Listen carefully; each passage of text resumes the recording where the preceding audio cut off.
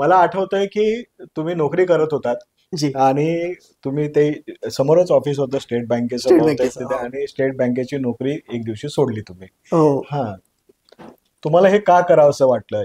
हा जो माणुसकीचा ध्यास लोकांपर्यंत घेऊन जायचा, गझल गाणाऱ्या माणसाचे फार चांगले दिवस नव्हते तेव्हा. नव्हते, खरंच हा, नव्हते. म्हणजे जो संघर्ष होता, म्हणजे मला तर आठवतंय कोणाकोणाला तुम्ही लिहिता बोलतं केलं, खाटी कसलेल्या, चपला शिवणाऱ्याला, दुरुस्त करणाऱ्या, अशा कित्येक लोकांना तुम्ही या क्षेत्रात प्रवाहात आणलं. पण तुमचा हा जो प्रवास सुरू झाला किंवा प्रवास सुरू झाला, तर तो मला ऐकायला आवडेल, म्हणजे प्रेक्षकांना सुद्धा, कारण त्याच्याबद्दल फार कमी लोकांना माहिती आहे की काय खडतर आयुष्य असतं एखाद्या, म्हणजे घरी सुद्धा कदाचित तुम्हाला त्रास झाला असेल. अ, एक ध्यास मनात असला की तो खडतर वगैरे हा शब्द आपला थोडासा बाजूला पडतो. पण तगमग होती की आपण पूर्ण वेळ दिला पाहिजे आपल्या कलेला. आपल्या परिस्थितीमुळे, आपल्या घरच्या सगळ्या याच्यामुळं सगळं जमलं नाही. ते आता तरी करूया ना. किती काळ 8 तास तिथे जायचे, प्रवासात जायचे, आणि मग उरलेल्या वेळात आपण जे काय करत, असं सगळी तगमग सुरू होती.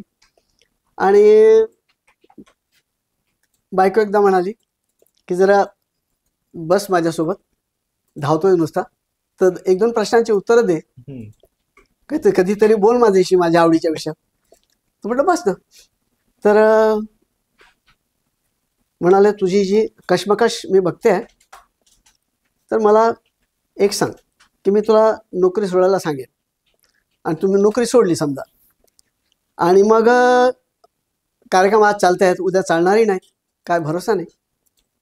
आणि लोक विचारतील की नाही चालल्यावर लोक विचारतील की बघा चांगली नोकरी ती सोडली, आता कार्यक्रमही नाहीत, आता बायकोच्या भरोश्यावर जगतोय, असं स्वाभाविकपणे विचारतील.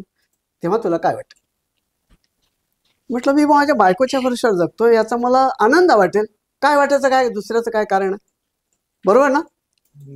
मनापासून बोलतो ना.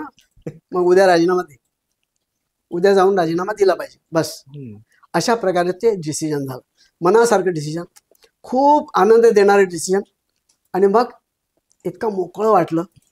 खरं तर माझी जी संस्था होती जिथे नोकरी करत होतो मी, ते सुद्धा सांभाळून घेणारे लोक होते, सगळं छान, पण वेळ देता येत नव्हतं पूर्ण.